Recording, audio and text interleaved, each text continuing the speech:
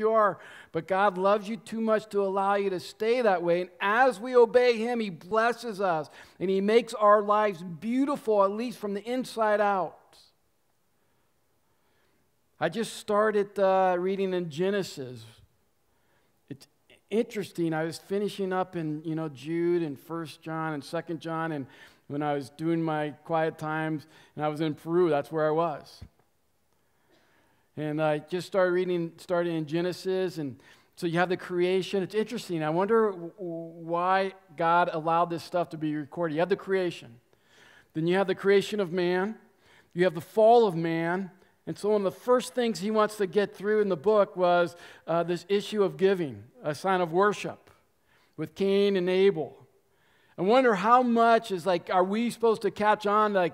This is one of the first things he talks about. Giving is not an issue, it is a sign of worship and a sign of surrender. Is that I worship you. When I used to give and write out the check, I would say, there wasn't a box there. They would pass a plate where I was at. I worship you. I love you. Thank you for saving me. God promises a great returns in investing in His business. He promises to bless me. He promises to bless the church. Now, when Shelley was talking about our finances, and each department kind of has their own little line item, and it's not as black and white as you would think, but we work it out and we do a good job with it, is that we care about our kids, and we care about the youth, and we invest in our programs. We invest well. Basically in the kids area, we have 2 staff over our kids. And in the youth area, we have Lenny and a couple of interns over the youth. And so Lenny got Sarah to talk about her experience up in the youth program. When we talk about evangelizing and taking the gospel forward, that looks a bunch of different ways. And for some of us, for me, it looks like just going upstairs of what God is doing in people's lives. And so here's a video of Sarah. Hi, I'm Sarah. I'm also Skittles at Hope. I was given that nickname about 6 years ago when I started coming here at my first church camp.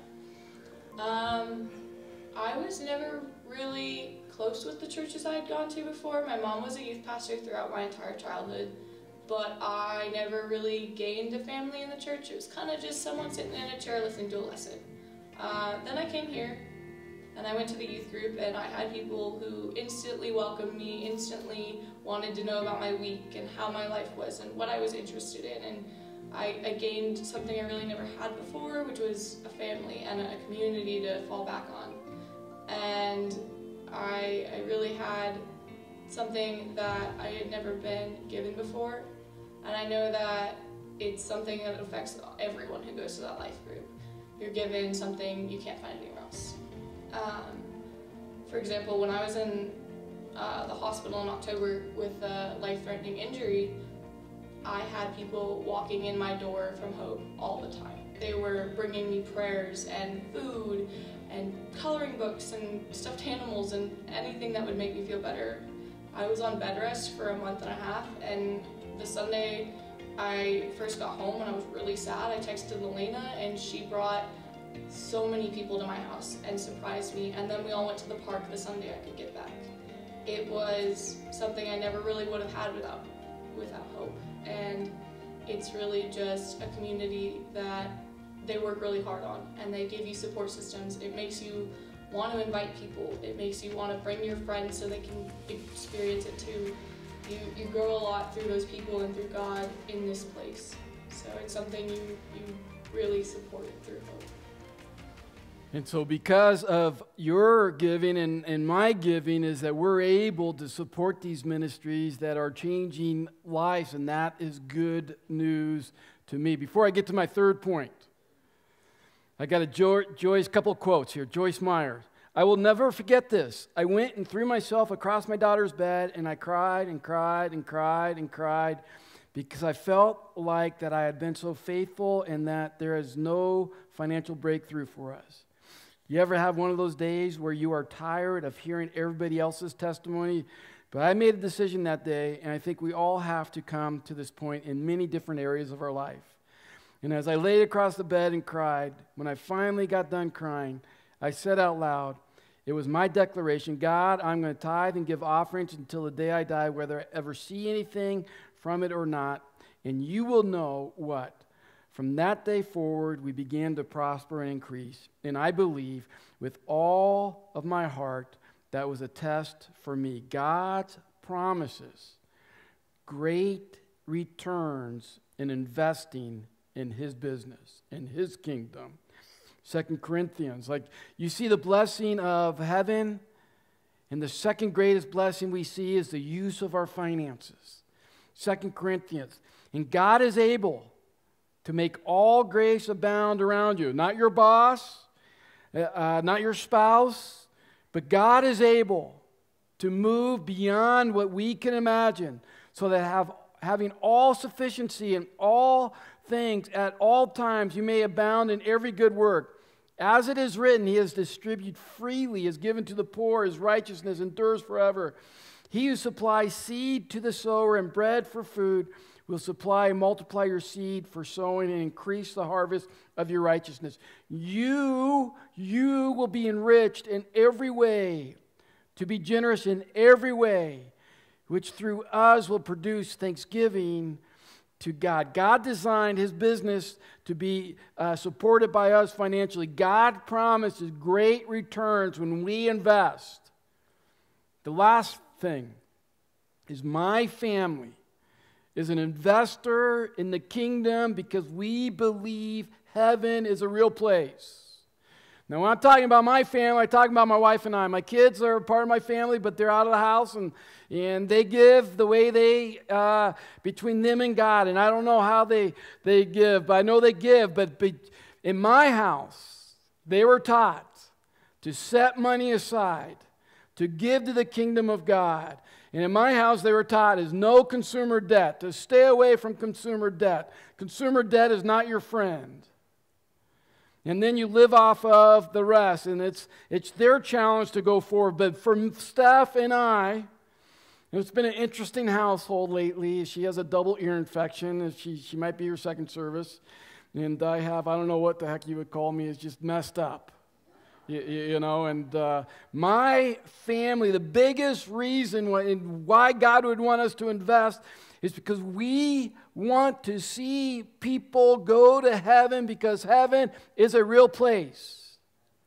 That's why we invested in 7 church plants, invested certain amounts of money, and not like 100% for all 7. And we're looking for a church planter right now for the Carson City area. If we don't find one, maybe we'll do another church in Peru or Chile now, where Nathan's gone to Chile, or over in India. We sponsored over 200 kids. Is that we're attempting to further the kingdom here in Reno, in our families, and all the way around the world. In India, we have given $61,000. And yeah, that's a big number, but over time, when you have certain things kind of budget formulated into your budget, it just builds up over time. And $60,000 went to this guy named Prem. He planted a church in somewhere in northern India. And he doesn't speak English at all, and he got saved because God healed him of demon possession. So he grew up in a Hindu witchcraft family. He got saved, got healed, then his brother got healed, and his mom was bedridden, got healed, and dad got healed, like physical healings. And the church has grown to 200 people in India.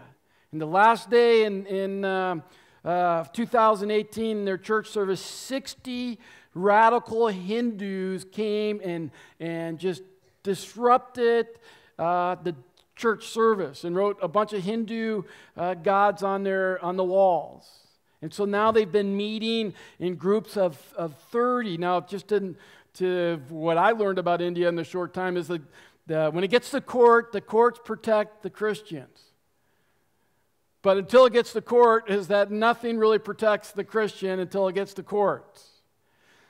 And so you hear about persecution all over the place, that these Indian people are just digging in and excited about God. One of the guys that is in Delhi and works for George, his church is like, his service is like 9 to 1 on Sundays. Right? They don't have football. And then their second service is like 2 to 5. And then their third service is like 6 to 9.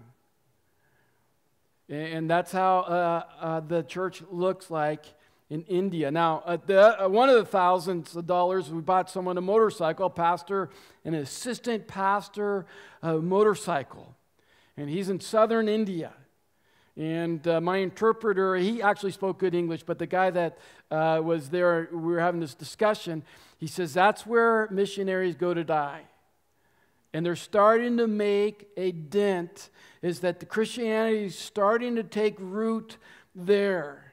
Is that the ultimate reason, besides God telling me, is that I believe heaven is a real place. And every person, in the end, we're all here, every person is going to either be in heaven or they're not going to be in heaven. 2 places. It gets narrowed down real quick. I was thinking about this. Does anyone's life ever get saved? No. Like if you had this huge health thing and we say, they saved my life. No, they extended your life. Because still there's a time where your life is going to end, and then there's a time where you're either going to go to heaven if you know Christ, or you're not going to go to heaven because you have rejected Christ. And so the reason why I give, the ultimate reason why we exist as a church, is because we believe heaven is a real place and that everyone needs Jesus. One of my favorite Billy Graham's quotes, it might be my favorite, it says, someday you will read or hear that Billy Graham is dead. Don't you believe a word of it? I shall be more alive than I am now. I will just have changed my address. I will have gone into the presence of God. And so I invest because I believe heaven is a real place, and that the church's job is to get people as connected as possible as they could possibly get connected. In Luke 23, Jesus is on the cross. What does it say on the cross? How many people are on the crosses that day? There's 3.